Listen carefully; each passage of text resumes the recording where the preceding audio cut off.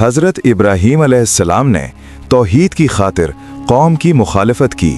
आग में डाले गए तो अल्लाह ने आग को ठंडा कर दिया। बेटे इस्माइल की कुर्बानी की तैयारी की तो अल्लाह ने फिदिये में मेंढा भेजा और काबा तामीर करके मिल्लत इब्राहीम की बुनियाद रखी। ये मुकम्मल तवक्कुल, तस्लीम और अल्लाह की रज़ा की सबसे बड़ी मिसाल है। हज़रत इब्राहीम का ताल्लुक़ बाबिल, मौजूदा इराक़ से था। उनके वालिद का नाम आज़र था, जो बुत तराश थे और बुत परस्त थे। बचपन से ही अल्लाह ने उन्हें फितरी अक्ल व फ़हम अता किया। वो सितारों, चांद, सूरज को देखकर सोचते कि ये रब नहीं हो सकते, क्योंकि ये गुरूब होते हैं। सूरतुल अनारम 75-79। उन्होंने तौहीद, अल्लाह की वहदानियत को समझ लिया और बुत परस्ती को रद्द किया। बुतों से बहस और मौजज़ाए आग का। उन्होंने अपने वालिद और कौम को तौहीद की दावत दी। एक दिन ईद के मौके पर लोग शहर से बाहर गए तो हज़रत इब्राहीम ने बुतखाने में सब बुत तोड़ दिए सिवाय बड़े बुत के। सूरतुल अनबिया 57-58। लोगों ने उन्हें पकड़कर आग में डाल दिया। अल्लाह ने हुक्म दिया, ए आग, इब्राहीम पर ठंडी और सलामती वाली हो जा। सूरतुल अनबिया 69। वो आग से बिल्कुल महफूज निकले। ये बड़ा मौजज़ा था। बादशाह नमरूद से मुकाबला। नमरूद बादशाह ने दावा किया कि वो रब है।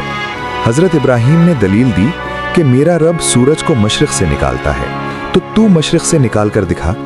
नमरूद हैरान रह गया। सूरतुल बकरा 258। हिजरत और ख़ानदान। कौम ने इनकार किया तो हज़रत इब्राहीम हिजरत करके हर्रान, फिर फ़लस्तीन और मिस्र गए। मिस्र में एक जालिम बादशाह ने उनकी बीवी साराह को लेने की कोशिश की, लेकिन अल्लाह ने मौजिज़ाती तौर पर उसे हाथ रोक दिया। सही बुखारी की रिवायत। बाद में हाजिर को ले आए, जिनसे हज़रत इस्माइल पैदा हुए, जब हज़रत इब्राहीम की उम्र तकरीबन 86 साल थी। हज़रत इस्माइल और कुर्बानी का वाक़या। अल्लाह के हुक्म से हज़रत इब्राहीम ने हाजरा और नौज़ायदा इस्माइल को मक्का की बेआबो गिया वादी में छोड़ दिया। अल्लाह ने ज़मज़म का चश्मा जारी किया और कबीला कुरैश की बुनियाद पड़ी। बाद में अल्लाह ने ख्वाब में हुक्म दिया कि बेटे इस्माइल को कुर्बान करें। हज़रत इब्राहीम ने बेटे से मशवरा किया। इस्माइल ने कहा, ए मेरे बाप, जो हुक्म दिया गया है कर गुज़रें, इंशाअल्लाह मुझे साबिर पाएंगे। सूरतुस साफ़ात 102। जब कुर्बानी के लिए तैयार हुए तो अल्लाह ने एक मेंढा भेजा और बेटे को बचा लिया। सूरतुस साफ़ात 107। ये वाक़या ईद उल अज़हा और कुर्बानी की बुनियाद है। काबे की तामीर। अल्लाह के हुक्म से हज़रत इब्राहीम और हज़रत इस्माइल ने काबा तामीर किया। सूरतुल बकरा 127। उन्होंने दुआ की, ए हमारे रब, हमें और हमारी औलाद को फरमाबरदार बना, और हज की दावत दी। सूरतुल बकरा 128-129। इसी वजह से हज मिल्लत इब्राहीम कहलाता है। हज़रत इसहाक़ की पैदाइश और दीगर वाक़यात।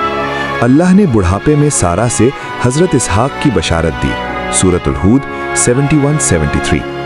फ़रिश्तों ने कौम लूत, सदूम व अमूरा की तबाही की खबर दी। सूरतुल हूद 74-83। हज़रत इब्राहीम ने मरने वालों को जिंदा करने का मौजज़ा देखा। मुर्दा परिंदों का वाक़या। सूरतुल बकरा 260। अहम अलक़ाब और खुसूसियात। खलीलुल्लाह, अल्लाह का दोस्त। सूरतुन निसा 125। हनीफ, खालिस तौहीद वाला। उम्मतन, एक पूरी उम्मत की मानिंद। सूरतुन नहल 120। उनकी सहीफ़ा भी कुरान में ज़िक्र है। खुलासा सबक। हज़रत इब्राहीम की ज़िंदगी तवक्कुल, तस्लीम, तौहीद, सब्र और अल्लाह की खातिर कुर्बानी की सबसे बड़ी मिसाल है। कुरान कहता है, मिल्लत इब्राहीम पर चलो। सूरतुल बकरा 135। अल्लाह हमें उनके नक्श कदम पर चलने की तौफीक दे। आमीन।